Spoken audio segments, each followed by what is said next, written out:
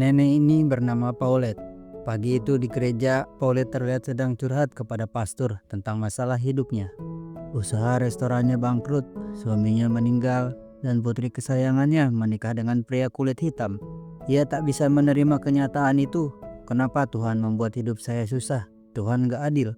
Pastor pun menasehatinya, lebih baik bersyukur karena di luar sana masih banyak orang yang hidupnya jauh lebih sulit. Namun, meskipun sudah dinasehati, Paulette tetap menyalahkan Tuhan. Père Baptiste, vous mériteriez avec ma fille. Je parle des Niakoué qui ont repris mon restaurant. C'est pour ça que Francis s'est mis à boire. Selesai curhat, Paulette mampir ke pasar. Demi bisa mendapatkan sayur gratis, ia rela berebut di tempat pembuangan sayur. Lâche ça tout de suite. Non, je les ai vus la première. Malamnya di rumah, Paulette mengingat bahwa hari ini adalah hari ulang tahun pernikahannya. Sambil menikmati makan malam dengan segelas wine, Paulette kembali mengeluh. Seandainya almarhum suaminya nggak jadi pecandu alkohol, mungkin dia masih hidup dan usahaku nggak akan bangkrut. 10 ans déjà. J'avais un peu freiné sous la bouteille. On dirait qu'ils le font exprès. Keesokan malamnya, saat sedang memulung barang bekas, Paulette tak sengaja melihat seseorang anak muda melakukan transaksi jual beli barang misterius yang membuatnya penasaran. Anak itu dibayar dengan segepok uang. Apa yang sebenarnya dia jual? Besok paginya, putri Paulette, Agnes, datang berkunjung. Saat tahu bahwa Agnes ingin menitipkan putranya yang bernama Leo, Paulette langsung kesal. Sejak Agnes menikah dengan pria kulit hitam, hubungan ibu dan anak itu menjadi renggang. Paulette bahkan menolak mengakui Leo sebagai cucunya. Saat makan bersama, Leo bertanya, "Nenek, kenapa sih gak suka sama aku?" Paulette langsung menjawab, "Soalnya kamu hitam." Mendengar itu, Leo hanya bisa menghela napas panjang. Pourquoi tu m'aimes pas, mamie? Parce que t'es noir. Sore harinya, suami Agnes, Osman, datang berkunjung bersama atasannya. Osman adalah seorang polisi. Awalnya, Paulette bersikap jutek. Tapi ketika Osman mengatakan bahwa mereka sedang mencari seorang anak muda yang semalam melakukan transaksi mencurigakan, Paulette langsung mengajak mereka masuk. Saat berbincang, atasan Osman mengungkapkan bahwa anak muda itu adalah pengedar ganja. Alih-alih terkejut, Paulette justru penasaran dan bertanya, "Berapa sih penghasilan seorang pengedar?" Atasan Osman menjelaskan, pengedar eceran saja bisa meraup cuan hingga $500.000 setahun, atau sekitar 8 miliar rupiah. Mendengar itu, Paulette mulai tertarik dalam penjualan ganja. Keesokan harinya, Paulette mulai mengintai markas para pengedar ganja. Namun, tiba-tiba seorang debt collector datang. Karena sudah lama menunggak utang, barang-barangnya disita dan Paulette hanya bisa pasrah. Sur le loyer et les charges locationnelles, a décidé de ces fauteuils de style, un lampadaire, une télé de marque.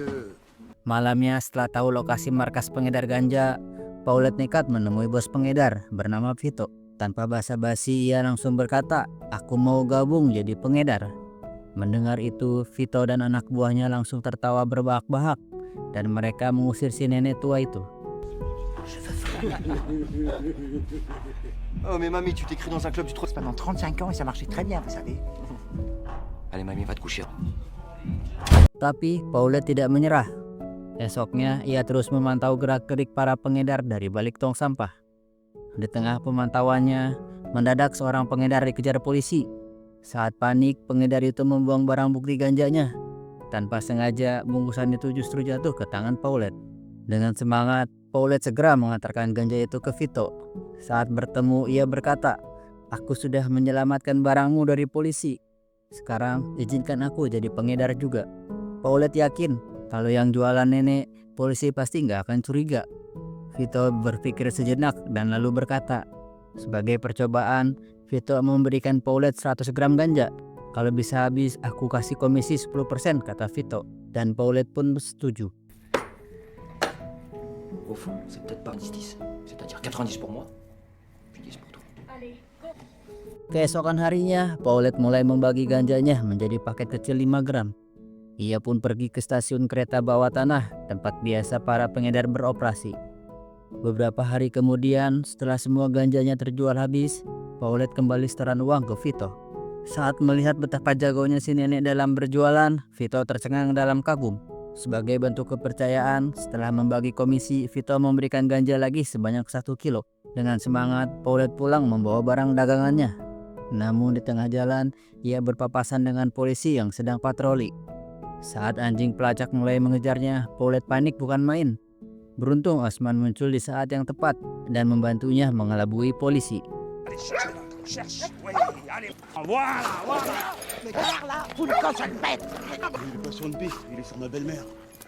Sebagai bentuk permintaan maaf atas sikap kasarnya selama ini, Osman pun mengantar Paulette pulang.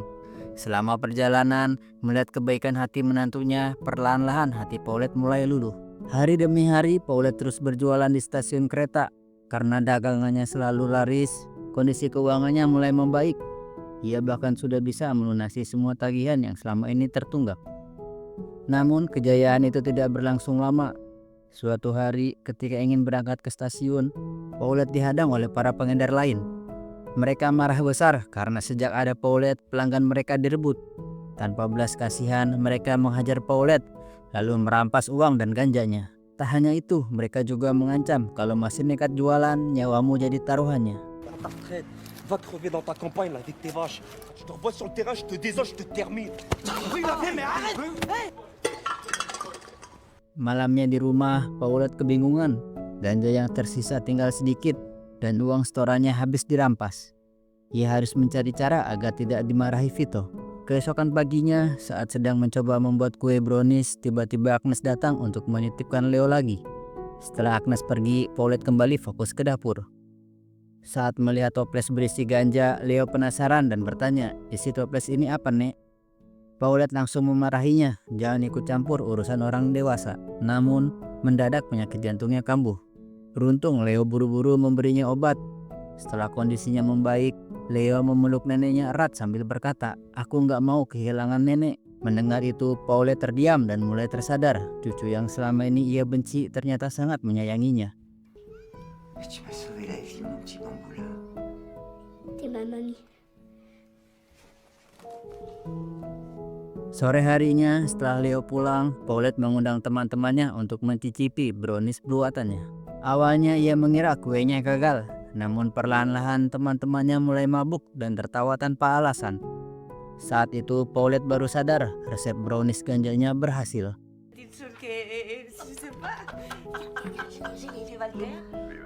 Mon cœur est brûlant. J'ai tellement envie. Malamnya, demi menutupi kerugian sekaligus mengelabui para pengedar lain, Paulette mulai memproduksi brownies ganja dari sisa barang yang ada. Keesokan harinya, karena bangun kesiangan, Paulette buru-buru membungkus kue-kue buatannya dan bergegas ke stasiun. Hari itu dagangannya laris keras. Akhirnya ia bisa setor uang ke Vito lagi. Sebelum pulang, Paulette bernegosiasi dengan Vito. Di setoran berikutnya, aku mau komisinya naik jadi 30%. Vito berpikir sejenak, namun karena Paulette adalah pengedar terbaiknya, ia pun setuju. Sebagai bentuk perayaan keberhasilannya, Paulette membeli TV 60 inch yang sudah lama ia impikan. Keesokan harinya, saat Paulette sedang memasak brownies, seorang anak muda bolak-balik datang mengantar pelanggan. Paulette heran dan bertanya, "Kenapa kamu repot-repot bantuin?" Pemuda itu menjawab, "Sebagai tetangga, aku sudah menganggap nenek seperti keluargaku sendiri." Namun sebelum pergi, pemuda itu memperingatkan, nenek harus hati-hati. Para pengedar lain sedang merencanakan sesuatu untuk menjatuhkan nenek. Malamnya di markas, ketika Paulette sedang setor uang ke Vito, 2 orang pengedar lain mencoba menjebaknya. Mereka menuduh si nenek curang, dia jualan di belakang kita. Namun, bukannya percaya, Vito malah marah besar kepada mereka. Si nenek adalah penjual terbaikku. Siapapun yang berani macam-macam dengannya akan berhadapan denganku. Para pengedar lainnya hanya bisa terdiam dan ketakutan. Y'en a qui t'emmerdent à l'acheter. Et moi, parce que moi, je m'énerve, je viens tout de suite, moi. Vas-y, fais pas le con. Pas ça, monsieur Vito. Karena senang melihat penjualan ganja terus naik, Vito memberikan perlakuan spesial kepada Paulette. "Mulai sekarang jatahmu naik jadi 4 kilo per minggu," kata Vito. Tak hanya itu, Paulette juga tidak perlu repot-repot datang untuk setoran. "Mulai sekarang kau cukup santai di rumah, anak buahku yang akan mengantarkan barangnya." Namun begitu sampai di rumah, kebingungan mulai melanda. Gimana caranya jual ganja sebanyak ini? Akhirnya Paulette mengundang para pengedar lain untuk bernegosiasi. "Daripada kita ribut terus, gimana kalau kalian bantu jualan kuenya aja? Sebagai imbalan, mereka akan mendapatkan komisi 15%. Awalnya semua menolak mentah-mentah. Namun setelah mencicipi betapa lezatnya brownies ganja buatan Paulette, mereka akhirnya setuju. Bisnis brownies ganja kini semakin besar. Moi, je mets 10% sur chaque client que vous me ramenez. Éponge ta merde. Vas-y, faire toute la merde, toi. 15%. Seminggu berlalu. Karena sudah lama tidak berkumpul dengan teman-teman sesama nenek, Paulette mulai dicari-cari. Akhirnya 3 nenek sahabatnya datang berkunjung. Saat tiba di rumah Paulette, mereka terkejut melihat antrian panjang pelanggan di depan rumah. Apa yang sebenarnya kau kerjakan, Paulette? Kenapa akhir-akhir ini kau menghilang? Awalnya Paulette berusaha menghindari pertanyaan itu. Namun karena mereka mengancam akan memutus pertemanan, Paulette akhirnya mengaku jujur. Selama ini aku jualan ganja. Aku bosan jadi orang miskin. Alih-alih marah, ketiga nenek itu justru tertarik. Kalau begitu, kenapa kau tidak ajak kami kerja bareng? Tanpa pikir panjang, mereka langsung membantu. Eh oui, du hashish, de la drogue. Ah non, c'est très mal, mais j'en pouvais plus de vivre comme une clocharde. Formidable. C'est de l'idée de génie. Travaille plus pour gagner plus. Bien sûr. Aider, partage. Si on veut. Beberapa hari berlalu, suatu siang Osman dan rekannya yang sedang patroli mampir ke rumah Paulette. Rekan Osman mulai curiga, sepertinya ada yang tidak wajar di sini. Ia memperhatikan bahwa para pembeli di rumah Paulette terlihat seperti orang-orang berandalan yang biasa memakai narkoba. Saat mereka sedang mengobrol dengan Paulette, tiba-tiba 2 kurir ganja keluar dari dapur. Osman dan rekannya langsung waspada dan bersiap mengejar. Namun, sebelum sempat bertindak, seorang kakek tua bernama Walter muncul dengan membawa bunga. Paulette, maukah kau makan malam romantis denganku? Melihat itu, teman-teman Paulette buru-buru mengusir Osman dan rekannya. Maaf Osman, tapi Paulette harus bersiap-siap dandan. Dans une heure. Te prépare. Oui, bien sûr. Ne vous dérange pas plus. Malam harinya, Paulette dan Walter makan malam romantis di restoran mewah. Setelah kencan berakhir, saat Paulette pulang ke rumah, ia tidak bisa tidur semalaman. Di satu sisi, ia merasa bersalah telah melupakan suaminya. Namun di sisi lain, ia tidak bisa membohongi perasaannya. Sekarang ini, ia merasa sangat bahagia. Esok paginya, Paulette pergi ke gereja untuk curhat kepada pastor. Akhir-akhir ini, hidupku berubah lebih baik. Orang-orang yang dulu kubenci ternyata tidak seburuk yang kukira. Sang pastor hanya tersenyum. Mungkin pekerjaanmu sekarang memang pekerjaan dosa, karena kau menjual barang terlarang. Tapi di sisi lain, pekerjaan ini juga membuatmu berubah menjadi lebih baik. Tuhan menyayangi kita dengan caranya sendiri, cara yang kadang tidak masuk akal bagi manusia. 1 minggu kemudian, di akhir pekan, Paulette mengantar Leo pulang ke rumah Agnes. Saat hendak pergi, Paulette memberikan uang kepada putrinya. Namun Agnes menolak sambil menahan tangis. Kenapa baru sekarang ibu perhatian? Dari dulu kemana saja? Saat aku butuh seorang ibu, ibu tidak pernah ada untukku. Sekarang aku nggak butuh uang ibu. Mendengar ucapan putri kesayangannya, Paulette hanya terdiam. Di dalam hatinya ia merasa bersalah. Il y a Lucienne, ça marche pas mal. J'en veux pas ton fric. T'étais où quand j'ai accouché? Est-ce qu'une seule fois tu lui as offert un cadeau? Et là tu te rappelles que t'as un petit-fils? Sementara itu di tempat lain, Vito sedang asik menonton TV. Tiba-tiba anak buahnya datang dengan wajah serius. Bos, Taras ingin bertemu dengan Paulette nanti malam. Vito langsung terdiam. Ia tahu jika bos besar seperti Taras ingin bertemu seseorang, pasti ada sesuatu yang besar sedang direncanakan. Malam harinya, anak buah Taras datang menjemput Paulette dan membawanya ke dalam mobil mewah hitam. Saat masuk ke dalam, ia melihat Taras duduk di antara Vito dan beberapa bodyguard berwajah seram. Mereka pun saling berkenalan. Di dalam mobil mewah, Taras menatap Paulette dengan senyum puas. Ide brilian Paulette. Brownies ganja itu sukses besar, katanya sambil bertepuk tangan. Namun senyum Paulette langsung pudar saat Taras melanjutkan. Mulai sekarang kau harus menjualnya juga ke anak-anak di sekolah. Paulette terkejut dan ketakutan. Paulette ingin menolak tapi ia tak berani melawan. Taras lalu menatap Vito dengan tatapan dingin. Ngomong-ngomong, Vito sepertinya kau sudah tidak diperlukan lagi. Detik itu juga Vito dipecat dan ditendang keluar mobil. Paulette kini resmi menjadi bandar ganja baru. Sebagai perayaan, Taras pun menyetel musik dan mulai bernyanyi dengan ceria. Tapi di dalam hati, Paulette merasa ada yang tidak beres.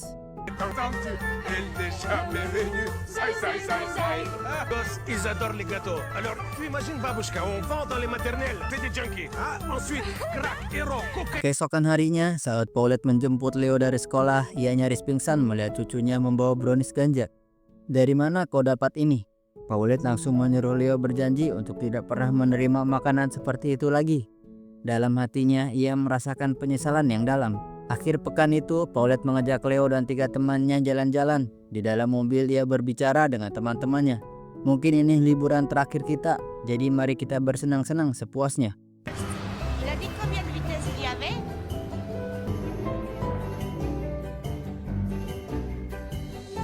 Elle est où la maison?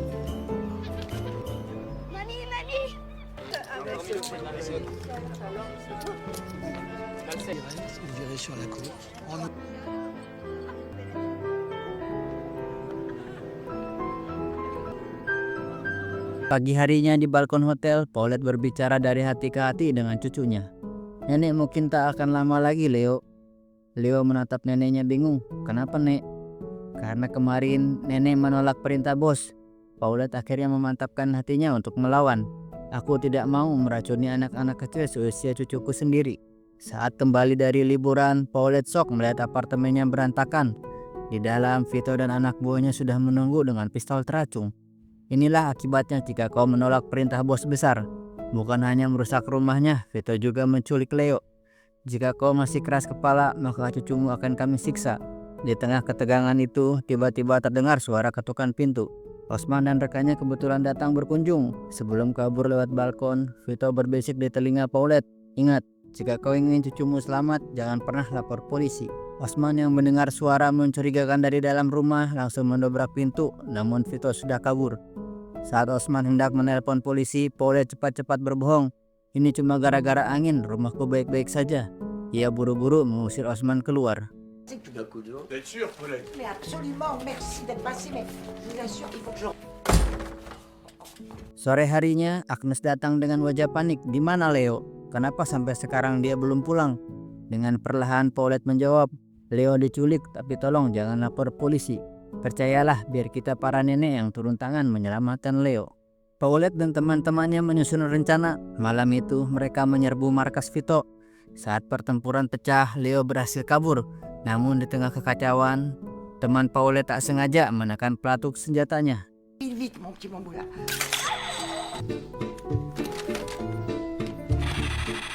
Saat Paulette dan teman-temannya hampir kalah, tiba-tiba polisi datang dan menangkap semuanya.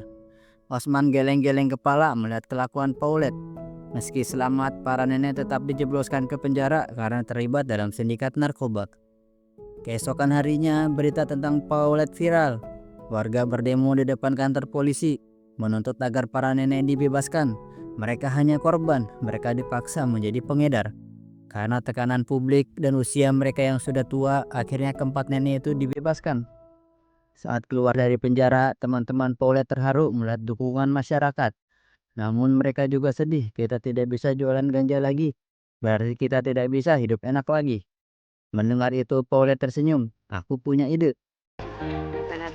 Il est viré à Deauville, les magasins, les restaurants. Ne vous inquiétez pas, j'ai un plan.